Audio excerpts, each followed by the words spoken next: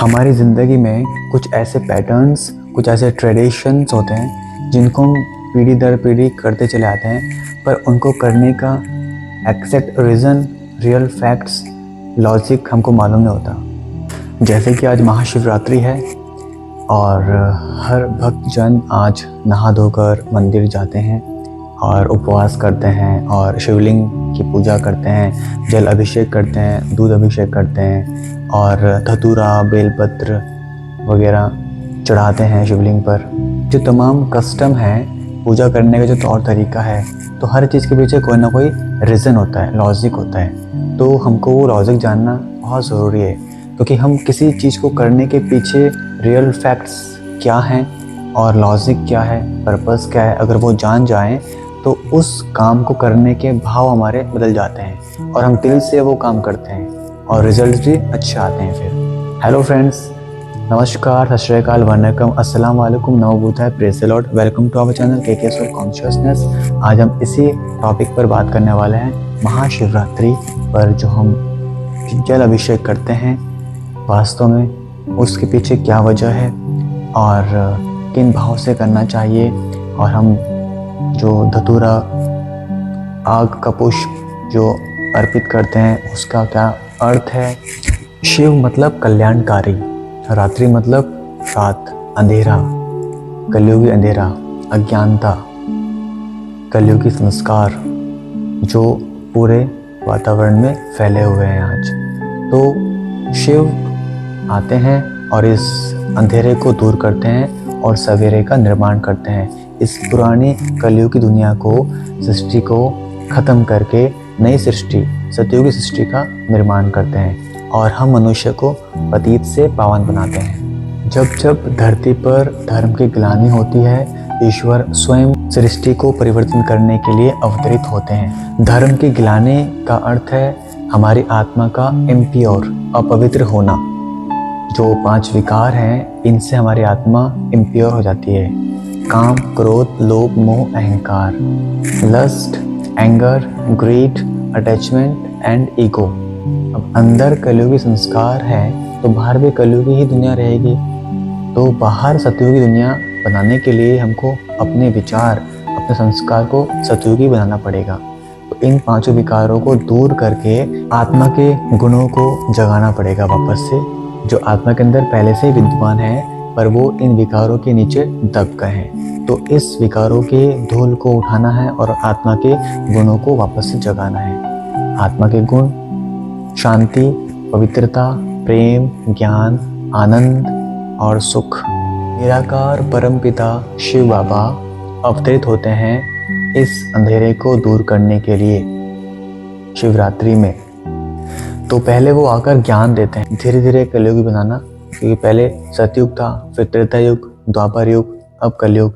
तो इसी तरह से अभी कलयुग है, फिर घोर कलयुग, फिर सतयुग आएगा। तो ये बीच का जो समय होगा ये संगम युग है। इसमें पहले शिव बाबा ज्ञान दे देंगे, उसके बाद जो लोग खुद को इस ज्ञान से बदल लेंगे अच्छा है, और जो नहीं बदल पाएंगे उनको फिर सृष्टि के साथ विनाश होना होगा। शिवलिंग का अर्थ सही मायने में क्या है? 90% लोग ऐसे होंगे जिसको एग्जैक्ट मतलब भी नहीं पता होगा शिवलिंग का। शिव मतलब कल्याणकारी, लिंग मतलब प्रतिमा। तो कल्याणकारी प्रतिमा, आपने देखा होगा शिवलिंग के ऊपर अधिकांश एक कलश को रखा जाता है और उस कलश से पानी की बूंदें शिवलिंग पर गिरती रहती हैं। तो जिस तरह शिवलिंग के ऊपर पानी गिरने से शिवलिंग की शुद्धि हो रही है, उसी प्रकार ईश्वर से भी हमको ईश्वर को ध्यान करके इस ज्ञान रूपी बूंदों को ग्रहण करना है और इस ज्ञान को अर्जित करके अज्ञानता की नींद से उठना है। और वो ज्ञान है कि हम मनुष्य आत्मा है, शरीर नहीं है। सृष्टि के पूरे चक्र में ये आत्मा का सफर होता है। शरीर बदलता रहता है पर आत्मा एक ही रहती है, जो सतयुग से फिर त्रेता युग में, फिर द्वापर युग में, फिर अब कलयुग में इस तरह से विचरण करती रहती है। तो ये सफ़र हमारी आत्मा का सफ़र है, हमारे शरीर का सफ़र नहीं है। ये नाम, पढ़ाई, पोजीशन, पैसा, रिश्ते सब शरीर के लिए है, आत्मा का इनसे कोई संबंध नहीं है। आत्मा का संबंध सिर्फ ईश्वर से है। आज हम शांति, प्रेम, सुख, आनंद, ज्ञान को बाहर तलाशते हैं, बाहर की दुनिया में, पर ये सब हमारे अंदर ही है। हमारी आत्मा का ये एक स्वाभाविक गुण है। सिर्फ अपनी आत्मा के हमको नज़दीक आना है और इन सब गुणों को महसूस करना है। जब ये महसूस करना हम सीख जाएंगे तो फिर हमको बाहर दुनिया में इन चीज़ों की तलाश नहीं रहेगी। अगर ये सब बातें समझ लिया तो मतलब स्वयं का जागरण हो गया। तो इस शिवरात्रि के अवसर पर अपना जागरण करें और अज्ञानता की नींद से उठें। शिवलिंग पर दूध पानी चढ़ाने का अर्थ हुआ कि पवित्रता की प्रतिज्ञा करना, ताकि अपने मन, वचन, कर्म, संबंध, वाणी में पवित्रता लेकर आएंगे, ऐसा संकल्प करना है। ईश्वर को हम कुछ नहीं दे सकते क्योंकि सब कुछ ईश्वर ने हमको दिया है। उसका दिया हम उसको क्या ही न्यौछावर करें। हमने ईश्वर को वो देना है जो हमने खुद अपने अंदर पैदा किया। अहंकार, द्वेष, ईर्ष्या, विकार, इन सब को ईश्वर के ऊपर चढ़ा दो, आप पवित्र बन जाओगे। तो यही पवित्रता की प्रतिज्ञा हमको आज करनी है। जब हम शिवलिंग पर ईश्वर के ऊपर अभिषेक करते हैं जल और दूध को, तो उस वक्त हमारे भाव ऐसा होना चाहिए कि हम अब से अपने मन, तन, धन और कर्म संबंधों में पवित्रता की प्रतिज्ञा करते हैं। सिर्फ फॉर्मेलिटी के लिए वो सब चीज़ें मत कीजिए। सब लोग कर रहे हैं उस पैटर्न को, तो हम भी उसको फॉलो करें। गए, उठाया पानी और चढ़ा दिया, ध्यान कहीं और, भाव कहीं और।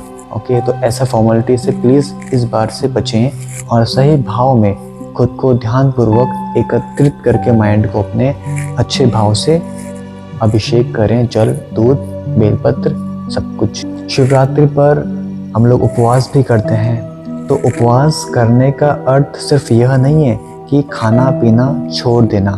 उपवास का अर्थ हुआ उपवास, मतलब ऊपर वाले का वास अपने अंदर करना। किसी गोल्ड को हम जब रखते हैं तो उसके लिए अच्छा सा बॉक्स बना होता है, बहुत अट्रैक्टिव एक्सपेंसिव बॉक्स होता है रखा हुआ उसके लिए, ताकि उसमें सेफ रहे हमारा गोल्ड। या कोई हम पानी का बर्तन रखते हैं पीने के लिए, तो उसको अच्छे से वॉश करते हैं ताकि साफ पानी उसमें साफ रहे। इसी प्रकार ईश्वर बहुत शुद्ध हैं, पवित्र हैं। उनको अपने अंदर तुम धारण करना चाह रहे हो तो खुद की पवित्रता भी तो बहुत ज़रूरी है ना। आपका अंग शुद्ध होना चाहिए, आपका मन शुद्ध होना चाहिए, आपका धन दुआओं के साथ कमाया होना चाहिए, बस दुआओं के साथ नहीं। तो उपवास के दिन हमको किसी को गलत बोलना नहीं, गलत सुनना नहीं, गलत देखना नहीं। ये होता है असली मायने में उपवास, यानी ऊपर वाले का आप में वास। दिन भर अपना मन, कर्म, वचन शुद्ध रखें, बुरा न देखें, बुरा न बोलें, बुरा न सुने, बुरा न करें और अन्न को बिल्कुल न लें पूरा दिन भर। सिर्फ पानी का सेवन करें और शाम को एक नियमित टाइम पर आप उपवास खोलें। हम शिवलिंग पर अख फूल चढ़ाते हैं, धतूरा फूल चढ़ाते हैं, बेलपत्र चढ़ाते हैं, पर हमने कभी सोचा नहीं कि हम सिर्फ ये जहरीले पुष्प, पत्ते ही क्यों चढ़ाते हैं शिवलिंग पर। सुगंधित पुष्प, अच्छे अट्रैक्टिव फूल क्यों नहीं चढ़ाते। वो जहरीले पुष्प और पत्ते संकेत हैं कि हमने अपने अंदर से सभी विकार, कमजोरी और जहर, कलयुगी संस्कार को सब अर्पण कर दिया है शिवलिंग के ऊपर।